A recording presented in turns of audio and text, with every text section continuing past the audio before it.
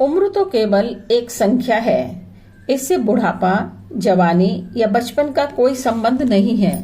संबंध है तो मन का। अगर आपका मन जवान है, कुछ करने का जज्बा है, तो 80 की उम्र भी बुढ़ापा नहीं है। बुढ़ापे पर आधारित यह कहानी बताती है कि एक महिला ने अपनी बढ़ती उम्र में भी अनेकों औरतों को काम दिया तथा पूरे समाज में अपना काम तथा नाम दोनों से प्रसिद्धि पाई। मेरे मन में कई दिन से एक सवाल आ रहा था।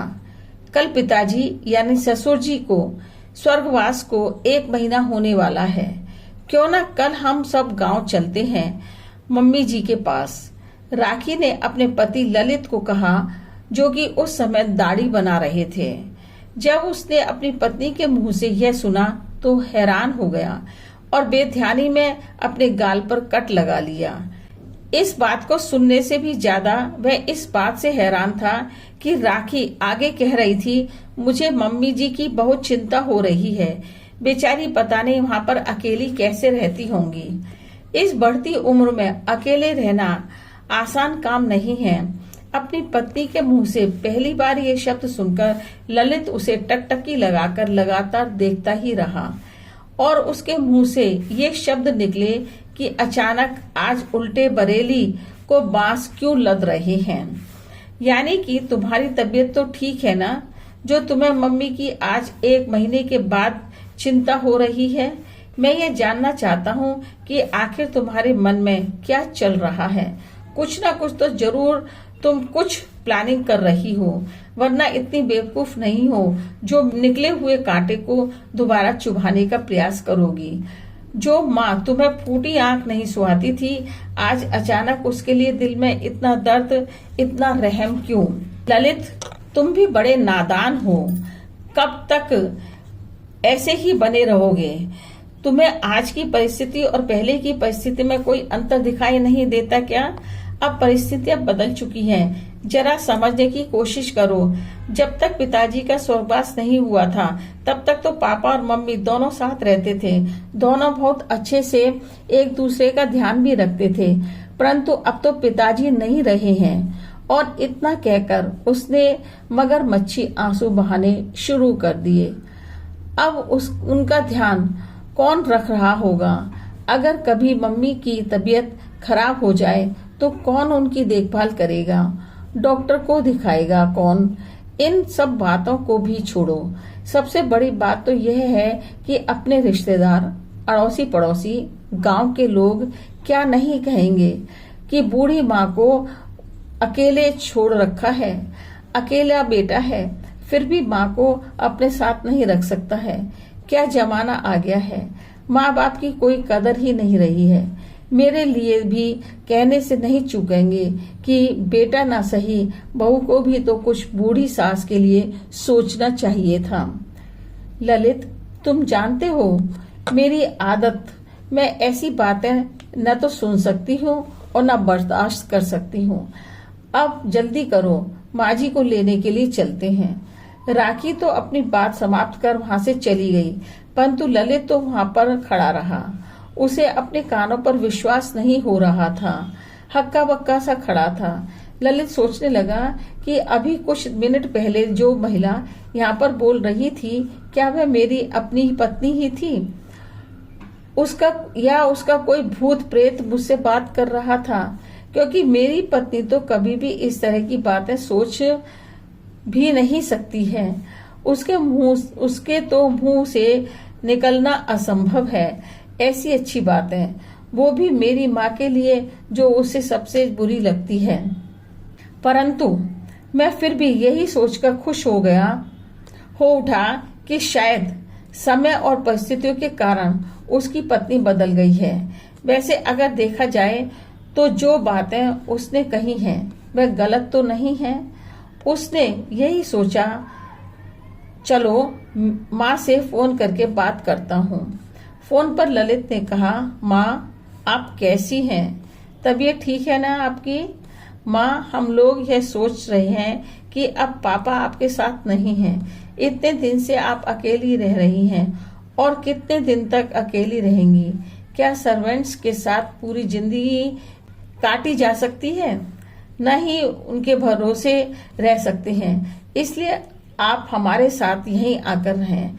अपने पुत्र की बातें सुन मानसी देवी जी बोली, बेटा ललित, मैं ये जानती हूँ कि तुम मेरी कितनी फिक्र करते हो। तुम्हें मेरा बहुत ध्यान है और मुझसे बहुत प्यार भी करते हो, परंतु यह भी सत्य है कि तुम्हारी पत्नी का व्यवहार मेरे लिए कैसा है, पहले तुम देख ही चुके हो। एकदम किसी में परिवर्तन नहीं हो सकता है।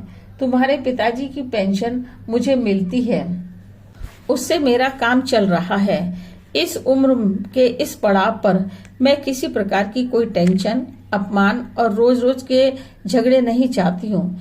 इसलिए ये दोनों परिवारों के हित में है कि जो जहाँ रह रहा है वहीं रहता रहे। जब ललित ने माँ से पेंशन की बात सुनी तो उसका माथा ठनका और सोचा कि कहीं राखी को माँ की पेंशन के बारे में तो नहीं मालूम पड़ गया है और पेंशन के लालच में अपने पास बुलाने की जिद कर रही है। ललित ने सोचा, नहीं, राखी इतनी बुरी नहीं हो सकती है। अपने मन को ललित ने समझाने की कोशिश की और कहने लगा, आप अकेली हैं वहां पर, मैं अकेलेपन में आपके साथ रहना चाहता हूँ। मैं इस बात का वायदा करता हूँ कि आपकी इज्जत में कोई गुस्ताखी नहीं होगी, आदर और सम्मान पूरा पूरा मिलेगा। हाँ, अब सवाल है राखी का, तो यह राखी के दिमाग की ही उपज है कि हम लोगों को अब साथ साथ रहना चाहिए। अब वह और उसका व्यवहार बदल चुका है, अब वह आपकी चिंता करती है। मानसी देवी जी बोली, बेटा यह तो बहुत अच्छी बात है, चलो कम से कम उसने मेरे बारे में सोचा तो। इससे ज्यादा बूढ़े लोगों की और क्या इच्छाएं होती हैं। फिर ललित ने कहा, मम्मी तो यह निश्चित हुआ कि आप हमारे साथ रहेंगी। यहाँ पर रहकर आपका समय अच्छे से पास हो जाएगा। अपने पोते पोतियों के बीच में बच्चे भी खुश होंगे और अच्छे संस्कार बच्चों को दादा दादी से ही मिलते हैं। इस बीच राखी अपने कमरे से बाहर आती है और ललित से फोन लेकर बोलती है, मम्मी जी, हम भी आपकी सेवा करना चाहते हैं, हमें अपनी सेवा का मौका दीजिए। आप ये सोचकर देखिए कि समाज क्या कहेगा कि बेटा बहू के होने के बाद भी माँ नौकरी के ऊपर छोड़ी हुई है। मम्मी, अपने तो अपने ही होते हैं, ऐसे दुख के समय में अपने काम नहीं आए तो कब काम आएंगे मम्मी। राखी की ऐसी चिकनी चुपड़ी बातें सुनकर मानसी देवी जी के मन को बड़ा सुकून मिला तथा उन्होंने बहू बेटे के साथ रहने का मन बना हाँ कर दी। अब दूसरे ही दिन राखी और ललित अपनी माँ के पास पहुंच गए और मानसी देवी जी को अपने साथ लाने की तैयारी में जुट गए। जितनी भी कीमती चीजें थी उन सबको संभालते हुए राखी ने अपने पति ललित से कहा, माँ और पापा के जितने भी इम्पोर्टेंट पेपर्स हैं उन्हें अच्छी तरह ध्यान करके अपने साथ ले लें। मेरे दिमाग में एक और बात आ रही है कि इस मकान को किराए पर दे दें। इससे ये फायदा रहेगा कि एक तो मकान मेंटेन रहेगा, साफ सफाई भी होती रहेगी और दूसरे हर महीने कुछ पैसे भी घर में आते रहेंगे। राखी की बात सुनकर ललित ने कहा, इसका निर्णय मैं नहीं कर सकता हूँ। इसका निर्णय करने का अधिकार केवल माँ का है कि उन्हें मकान का क्या करना है। मेरी तो ये इच्छा है कि उनकी जिंदगी पूरे सम्मान और सुख के साथ व्यतीत हो। परंतु मानसी देवी जी को भी राखी की बात पसंद आई और उन्होंने मकान को किराए पर देने की सहमति दे दी। मकान काफी बड़ा था, इसलिए उसका किराया भी अच्छा ही आ रहा था। अब मानसी देवी जी अपने बहू बेटे के साथ उनके घर में आ गईं। मानसी देवी जी का यहाँ आकर जीवन बिल्कुल बदल गया। यहाँ आकर उन्हें लगा कि उनकी अपने पति के साथ बीते 40 वर्षों की यादें और गृहस्थ यहाँ पर आकर छूट गए। गांव के अड़ोसी पड़ोसी सुख दुख में साथ रहते थे, वह भी छूट गए। बड़े शहर में सब चीजों की सुविधा होने के बाद भी उनको अधूरेपन का एहसास होता था, लेकिन फिर भी बेटा बहू पोता पोती का साथ मिलने के कारण अपने को खुश रखती थी। कुछ दिनों तक तो सब कुछ बहुत अच्छा चला। पोता चीनू सारा दिन दादी दादी करता रहता था और राखी भी खूब देखभाल और प्यार देती थी। अपनी दादी के साथ चीनू की खुशियां दुगनी हो गई थी। मानसी देवी जी अपने 2 साल की पोती के साथ भी खूब खेलती रहती थीं। मानसी देवी जी ने यहाँ आकर घर को पूरी तरह संभाल लिया। बहू के साथ सारा दिन काम में लगी रहती थी। दूसरी तरफ बड़ी होशियारी से राखी धीरे धीरे करके घर के कामों को छोड़ती जा रही थी। मानसी देवी जी के ऊपर उसने अपने शरीर में दर्द का बहाना बनाना सीख लिया था और लेटकर सारा दिन टीवी और मोबाइल में लगी रहती थी। घर के सारे काम जैसे खाना बनाना, बर्तन साफ करना, झाड़ू पोछा करना, सभी काम की जिम्मेदारी अब मानसी देवी जी की होती जा रही थी। इतने पर ही नहीं रुकती थी, बल्कि कोई ना कोई फरमाइश रोज करती थी कि माँ आज तो मखनी दाल को खाने को मन कर रहा है। वैसे भी आप मखनी दाल बहुत अच्छी बनाती हैं, क्यों ना आज मखनी दाल हो जाए। राखी की इस तरह की फरमाइश होने पर भी वह ना तो मना करती थी और न ही आलस मानती थी। ऐसा करने में उन्हें कोई कष्ट नहीं होता था।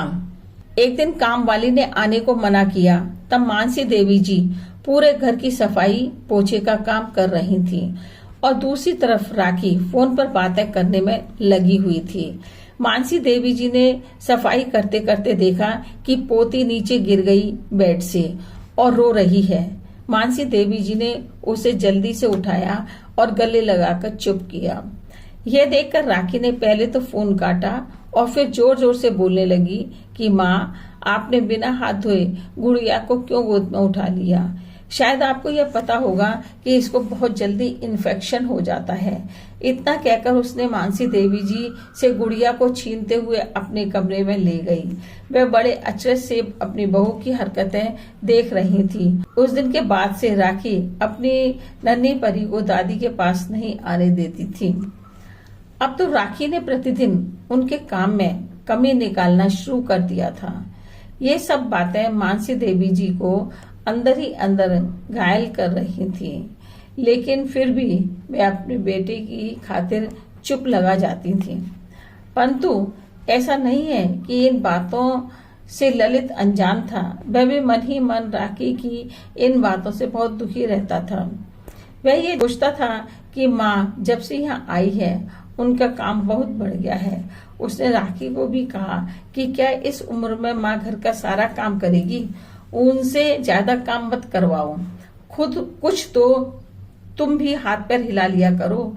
उनके आराम करने के दिन है, ना कि तुम्हारे। राखी तुनक कर बोली, माँ को अब इस उम्र में और क्या काम है? पूरे दिन ही तो खाली बैठी रहती हैं, बल्कि घर के काम करने से उनका समय पास हो जाता है। उनके हाथ पैर इस उम्र में चलते रहना जरूरी है। मैं कौन सा उन्हें पहाड़ तोड़कर लाने को कहती हूँ, बस घर का थोड़ा काम ही तो कर लेती हैं। राखी की ये बातें सुनकर ललित चुप हो गया, क्योंकि बहस करना बेकार था। मानसी देवी जी ने बेटा बहू की ये बातें सुन ली थी, परंतु उन्होंने किसी से कुछ भी नहीं कहा। उनके कुछ भी कहने पर दोनों में आपस में झगड़ा हो सकता था।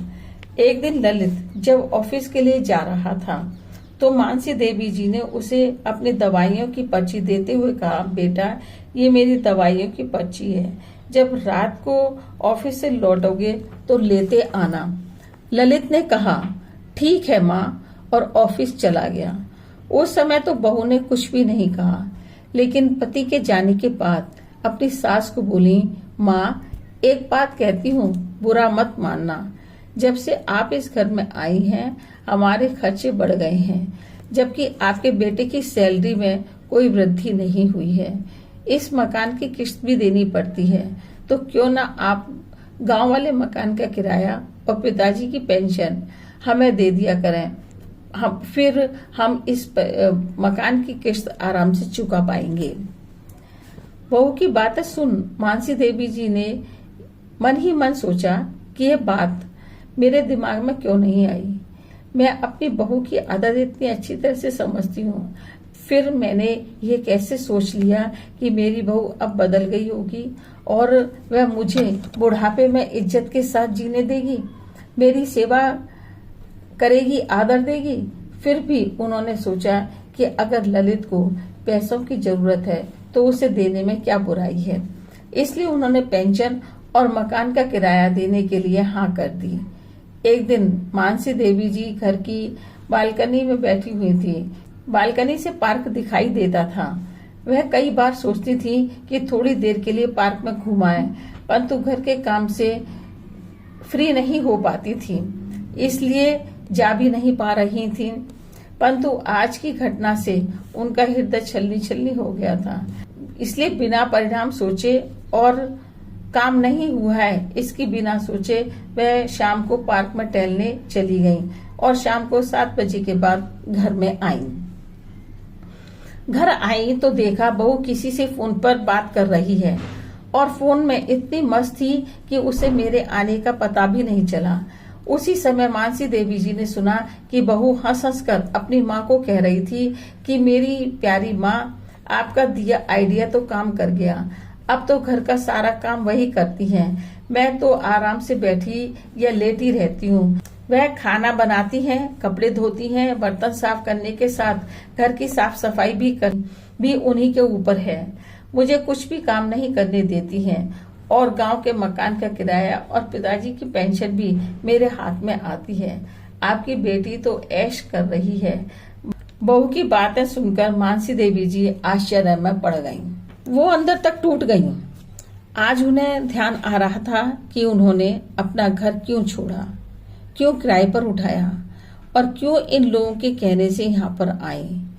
एक दिन तो मन में आया कि अपने घर गांव में वापस चली जाऊं, लेकिन मकान का 11 महीने का कॉन्ट्रैक्ट किया हुआ था, इसलिए खाली भी नहीं करवा सकते थे। उदास हो वह सोचने लगी, क्या मेरा इस घर में यही महत्व है? क्या बुढ़ापे में यही जिंदगी का वजूद बाकी बचा है?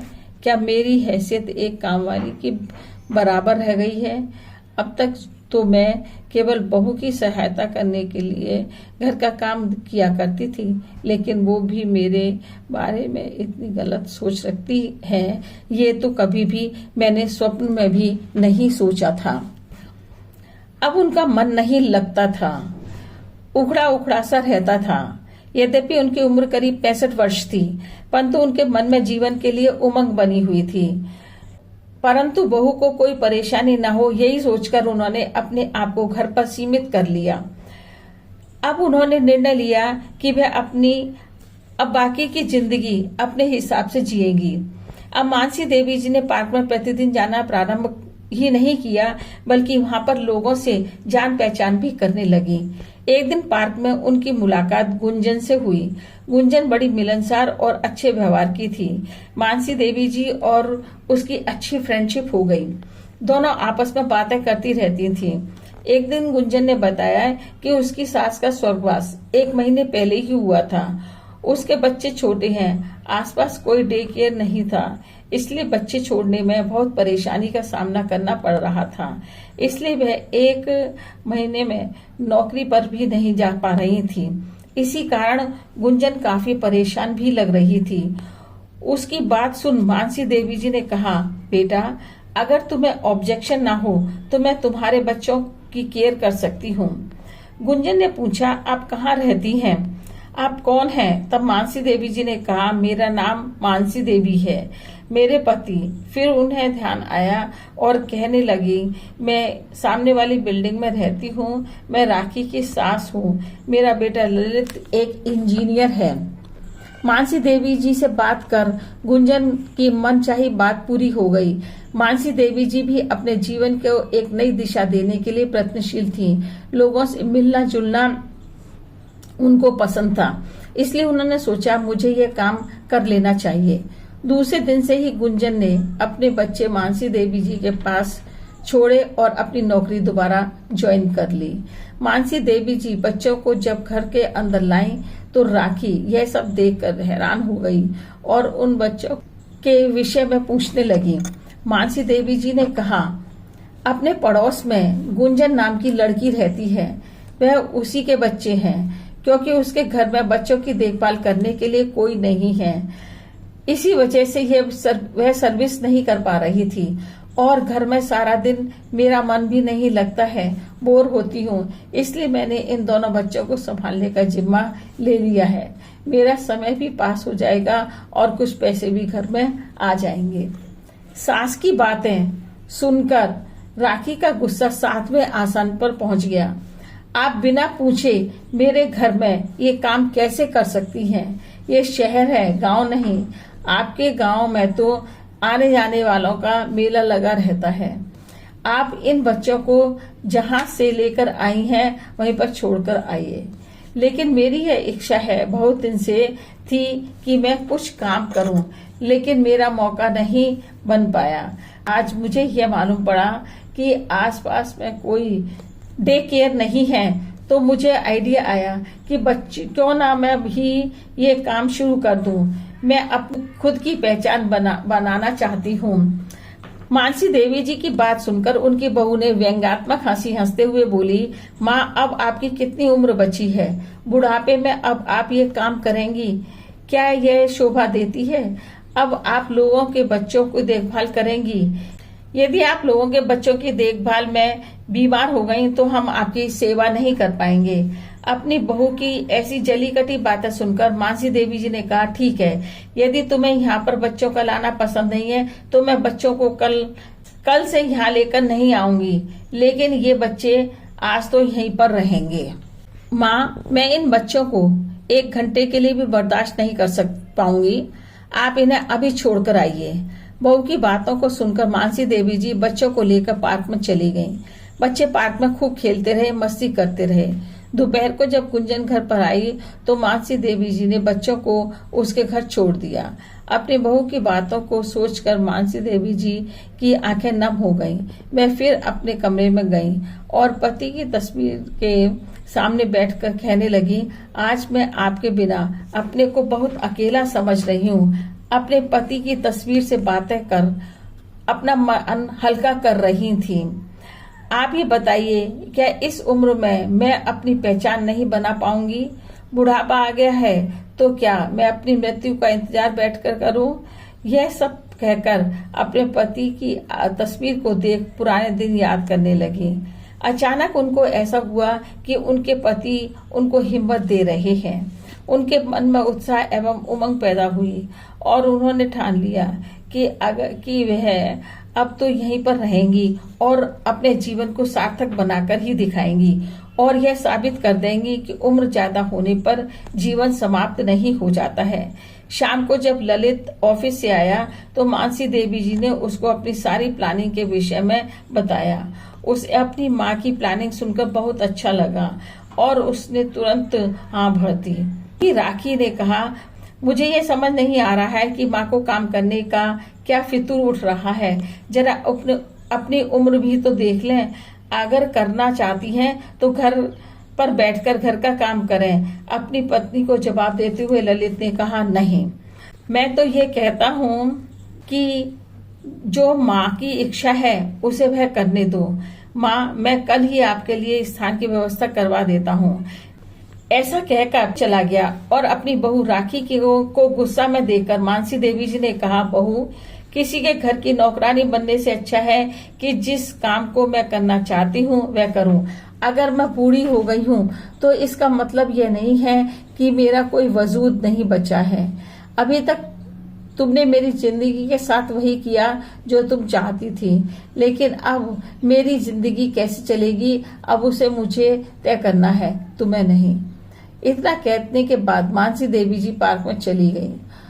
अपनी सास के मुंह से ये बातें राखी को चकित कर गईं। दूसरे दिन ललित ने के सामने के फ्लैट का नीचे का कमरा किराए पर दिलवा दिया। मानसी देवी जी सुबह उठकर जल्दी सब कामों से फ्री होकर उस फ्लैट में चली जाती थी। गुंजन अपने बच्चों को उनके पास छोड़ जाती थी और जब ऑफिस से आती तो उनको ले लेती। गुंजन के बच्चों को देखकर सोसाइटी के अन्य माता पिता मानसी देवी जी को कहने लगेगी, क्या आप हमारे बच्चे को भी रख सकती हैं? इस प्रकार बढ़ते बढ़ते 10 बच्चे हो गए। मानसी देवी जी ने अपनी सहायता के लिए 2 नैनी रख ली जो भाग दौड़ का काम कर लेती थी, साफ सफाई भी करती, बच्चों को खाना गर्म करके खिलाने में भी हेल्प करती थी। कुछ ही दिनों में मानसी देवी जी का काम इतना अधिक बढ़ गया कि उन्हें साथ का भी एक कमरा और किराए पर लेना पड़ा। एक दिन एक नैनी ने कहा कि इसी सोसाइटी में एक घर में रहने वाली औरत जो कि लगभग आपकी उम्र की है, बहुत परेशान है। उसकी बहू बहुत परेशान करती है उन्हें। उन्होंने नैनी से कहकर उस औरत जिसका नाम रामवती था अपने पास बुलवाया। उसकी सारी कहानी सुनकर मानसी जी बोली, यदि आप चाहें तो मेरे साथ काम कर सकती हैं। आप हाथ की मशीन का काम अच्छा जानती हैं। मेरे पास घर पर हाथ से कपड़े सिलने की मशीन है। उस मशीन से हम गरीब लड़कियों को कपड़े सिलने का काम सिखा सकते हैं तथा फीस कम रखेंगे। इससे के दो फायदे होंगे। एक तो वो लड़कियां आत्मनिर्भर हो जाएंगी और हमें जीने का एक मकसद मिल जाएगा। यद्यपि इस कार्य में हमारा उद्देश्य पैसा कमाना नहीं है, परंतु हम इस उम्र में भी कुछ कर पाएंगे और कुछ आमदनी भी हो जाएगी, तो जो कि गलत नहीं है। रामवती को मानसी देवी जी की बात ठीक लगी और अकेले दिन में वह मानसी जी के काम में हाथ बटाने लगे। मानसी जी के साथ काम करते हुए उनको अच्छा लग रहा था। दोनों अच्छी मित्र बन गई थी और खूब खुश रहती थी। धीरे धीरे करके मानसी देवी जी के साथ अन्य महिलाएं और जुड़ गईं। परिणाम स्वरूप अब वह जगह भी छोटी पड़ने लगी। मानसी जी के बेटे ने सोसाइटी के बाहर ही एक बड़ा सा मकान किराए पर दिलवा दिया। मानसी जी को इतनी आमदनी होने लगी कि वह उस मकान का किराया आराम से चुका देती थी। सभी महिलाएं बड़ी खुश रहती थी कि उन्हें अपना समय पास करने के लिए अच्छी जगह मिल गई और उसके साथ साथ कुछ आमदनी भी हो रही थी। अब वह अपने खर्चे के लिए बहू बेटे के सामने हाथ नहीं फैलाती थी। सभी मिलकर अपने सुख दुख एक दूसरे से बांटती थी और आपस में समाज के लिए भी कुछ सोचकर योगदान करती थी। वह सभी महिलाएं यह चाहती थी कि कोई ऐसा हो जो हमारे हालचाल पूछे। वो प्लेटफॉर्म उनको यहाँ पर मिल गया था। महिलाएं बढ़कर 25 हो गई थी। मानसी देवी जी सभी महिलाओं को कुछ न कुछ अपने हुनर के अनुसार काम करने के लिए प्रोत्साहित करती रहती थी। कोई अचार मुरब्बा बनाना सिखाती तो कोई कपड़े सिलना सिखाती, पापड़ मंगोड़ी बनाना और बाकी की महिलाएं बच्चे संभालने का कार्य करती थी। अब इन महिलाओं का ग्रुप पूरे इलाके में प्रसिद्ध हो गया और पूरे इलाके और पूरे शहर के लोग उनको सम्मान देने लगे। एक दिन राखी किसी काम से मानसी देवी जी के केंद्र में आई तो उसे वहां पर गुंजन मिली जो अपने बच्चों को वहां से लेने के लिए आई थी। गुंजन ने कहा, मैंने पहले आपको नहीं देखा, आप कहाँ रहती हैं? तब राखी ने कहा, इस केंद्र की संचालक मानसी देवी जी की बहू हूँ। गुंजन के दिमाग ने रिकॉल किया 8 महीने पुरानी बात जो मानसी देवी जी ने उसे बताई थी और उन्होंने अपना परिचय देते हुए कहा था कि मैं राखी की सास हूँ। अब मानसी देवी जी का परिचय बदल चुका था। आज उनकी घमंडी बहू को अपना परिचय देने के लिए मानसी देवी जी के नाम का सहारा लेना पड़ा। आज मानसी देवी जी ने यह सिद्ध कर दिखाया कि उम्र तो केवल एक संख्या है और यदि जीवन को नई दिशा देने के लिए लगन है तो सभी अड़चनें उसके सामने तुच्छ पड़ जाती हैं। और यदि युवा पीढ़ी मानसी देवी जी के बेटे ललित की तरह हो तो यानी अपने बुजुर्ग का मनोबल बढ़ाए, उनका साथ दे तो वे भी प्रेरणा की नई मिसाल कायम कर सकते हैं। उनका छोटा सा हमारे बुजुर्गों के बुढ़ापे को खुशहाल बना सकता है।